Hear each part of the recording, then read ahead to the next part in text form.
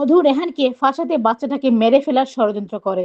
অন্যদিকে বাচ্চার নড়াচড়া বন্ধ হয়ে যাওয়ায় হাসপাতালের লোকজন রেহানকে জুতোর মালা পরিয়ে মুখের কালি মাখিয়ে অপমান করে।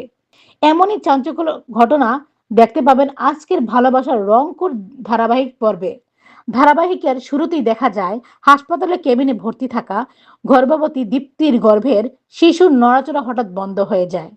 বিষয়টি দেখে ডক্টর গাঙ্গুলি রেহানকে বলে, তুমি একজন সাধারণ নার্স হয়ে গর্ভবতী রোগীর চিকিৎসা করছো? আমার তো মনে হচ্ছে শিশুটি আর বেঁচে নেই।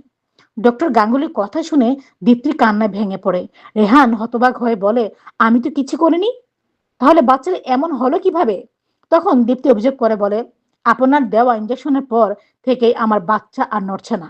রেহান সঙ্গে সঙ্গে প্রতিবাদ করে, আমি তো কোনো ইঞ্জেকশন দেইনি। দীপ্তি তখন জানায়, আপনি নিজে দেননি, কিন্তু ছোট চুরিওয়ালা একজন মহিলা পাঠিয়েছিলেন। তিনি ইঞ্জেকশন দেওয়ার পর থেকেই আমার বাচ্চা নড়াচড়া বন্ধ হয়ে যায়। দীপ্তির কান্না শুনে হাসপাতালে বড় বড় ডাক্তাররা সেখানে উপস্থিত হন। তারা রেহানকে দোষারোপ করতে শুরু করেন। এদিকে দীপ্তির পরিবারের সদস্যরা হাসপাতালে এসে রেহানকে অপমান করে, মারধর করে, উদ্যত হয় এবং হাসপাতাল থেকে বের করে দেওয়ার হুমকি দেয়। শেষে এক ব্যক্তি রেহানের গলায় জুতোর মালা পরিয়ে দেয়। অপমানে রেহানের মাথা নিচু হয়ে যায়। সে শুধু ভাবতে থাকে, আমার এত বড় ক্ষতি কে করলো? অন্যদিকে মধু মনে মনে বলে, আমি তোকে ভালোবেসেছিলাম, তাই তোকে অপমান করা অধিকার আমার আছে। একদিন তোকে আমার কাছেই ফিরে আসতে হবে। তোকে এভাবে দেখে খারাপ লাগছে, কিন্তু কিন্তু কিচ্ছু করার নেই। তুই আমাকে অনেক কষ্ট দিয়েছিস। এদিকে রূপাই স্নান সেরে ঘরে সাজগোজ করছিল। হঠাৎ তার হাতের শাখা ভেঙে যায়। এতে সে ভীষণ দুশ্চিন্তায় পড়ে এবং মনে মনে ভাবতে থাকে, রেহানের কোনো বিপদ হলো না তো?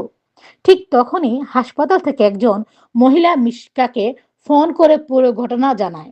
কথাগুলো আড়াল থেকে রূপাই শুনে ফেলে। সে বলে, নার্সবাবু কখনই কারো ক্ষতি করতে পারে না। অন্যদিকে রেহানের কাকিমা তাকে অপমান করে বলেন, তোমার উপর বিশ্বাস করার কিছু নেই। এর আগেও অশ্লীল কাহানির অভিযোগ মার খেয়েছিল, ডাক্তার হতে পারেনি, তবু অন্য কোনো কাজ করতে পারতে, কিন্তু একজন সাধারণ নার্স হয়ে আজ একটি শিশুর মৃত্যুর কারণ হয়েছে। রূপাই তখন জবাব দেয়, নার্স বাবু কেন ডাক্তার হতে পারেনি তার আসল কারণ আমি জানি। এরপর প্রিয়া এসে বলে, রেহানকে কেউ পরিকল্পনা করে ফাঁসাচ্ছে।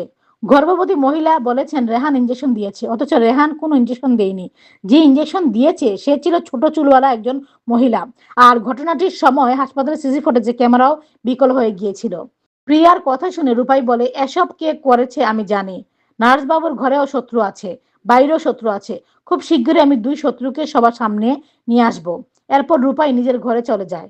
সেই দৃশ্য দেখা যায়, সবাই রেহানকে বকাবকি করছে। তখন মধু এসে বলে, তোর এখন কোথাও যাওয়ার দরকার নেই, আমি পুলিশকে বলছি, তারা তোকে নিরাপদে বাড়ি পৌঁছে দেবে।